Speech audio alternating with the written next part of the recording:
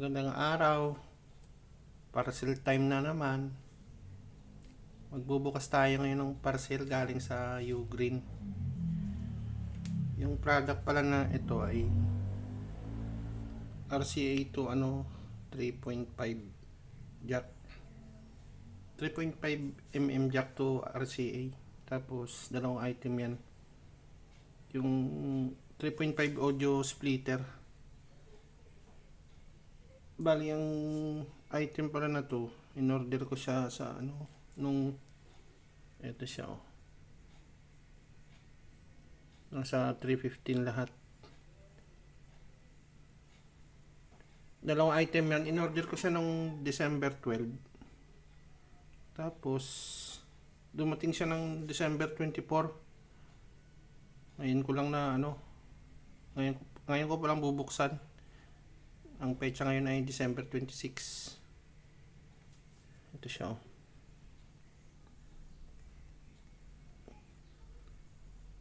Yung order date ko, December 12. Ito sa baba. Tapos dumating siya ng December 24. Medyo natagal ng pagdating niya, na delay. Almost 12 days. Almost 2 weeks na. Baling isang item pala dyan, kagaya nito, yung Bavin. Si Bavin. Bali nauna yung in-order ko. Tapos gagamitin ko na, natagalan ako. Kaya umorder ako ng Bavin. Tapos eto, nung in-order ko ngayon, kinabukasan dumating na, kasi local lang siya, local shipping lang. Eto sa sa Hong Kong pagaling.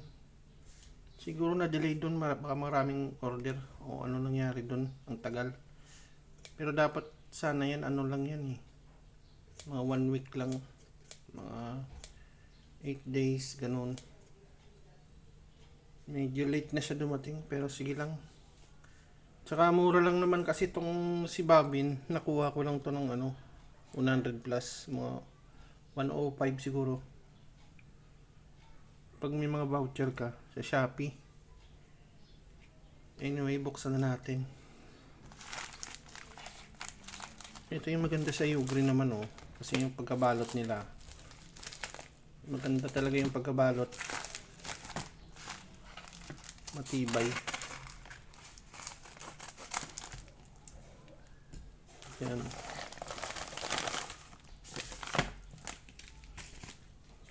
Yung green. Tapos yung lamesa ko, yung green din yung kulay. Yan siya Ito. Unahin muna natin tong 3.5 mm jack to RCA. Binili ko to ng yung braided ba yun? Yan.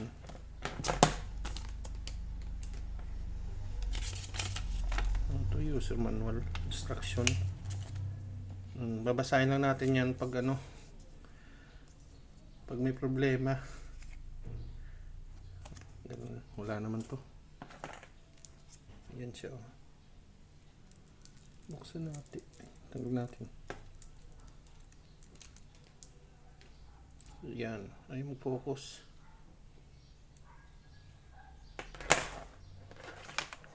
Maganda yung pagka niya, Y-split.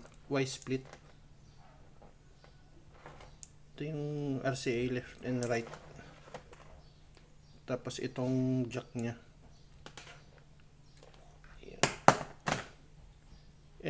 Yan yung TRS, yung dalawang itim na yan. Dalawang rubber.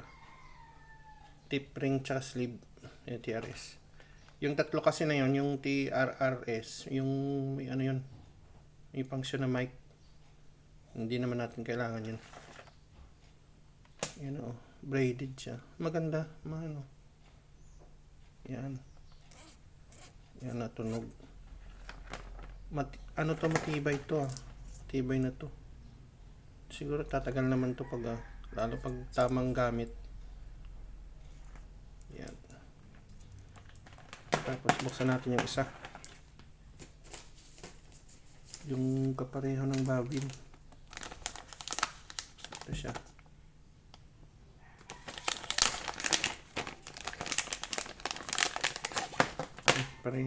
Pareho lang naman yung laman nito. Instruction.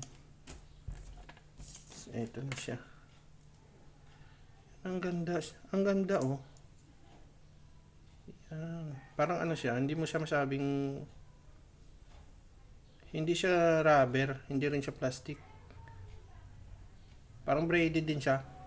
Yan natunog. Basta maganda siya, matibay. Matibay yung build niya, maganda. Yan yung pinaka pag split niya, Y-split.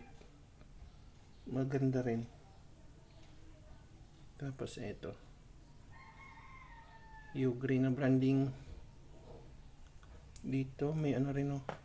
May branding din ng U-green. Kung alam kong natatanggal yun dito. Ayaw mag-focus talaga oh. Matibay naman. Yung sa Bobby naman, pag kumpara natin, yun oh, halos pareho lang yung haba oh. Ang ayaw ko dito sa Bobbin, maganda rin naman ang build nito, mas mura siya. Yung isa dito natanggal, baka may thread siya. Ay, yung ginawa ko, nilagyan ko na ng mighty band super glue. Dalawa yan para hindi na gumalaw. Ano, okay naman, gumagana naman. Tapos yung dito, may portion dito na minsan ano, parang maluwag, parang hindi siya lumalagatok pag may time. Yung isa. So may time na parang maluwag. Dito naman, subukan natin. Yan, okay naman. Yan, yung parang ganun, parang sumasabit. Ulitin natin. Okay naman. Yan, parang may sabit.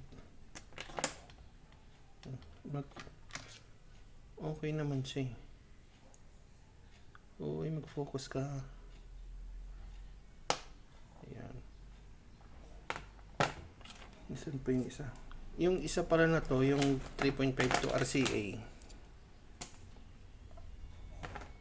Baka sa susunod, o-order ako ng ano lang, local lang na ano item. Bali yung ganito pa rin, to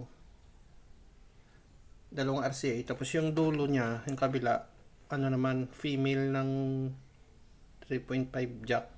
Ito male to eh. Parang gagamitin ko yun sa ano, sa video player. Subukan ko kung pag nagka-time o order ako. Yan lang siguro no. U-green. Pag order pala kayo medyo matagal, galing sa Hong Kong. Pero yung mga product ng U-green ano naman eh, magaganda naman yan, matibay, tapos hindi siya masyadong mahal. Yan. Hanggang dito na lang siguro yung ano, yung video natin. Sa mga makakapanood, baka makatulong no. At salamat sa panonood. Bye bye.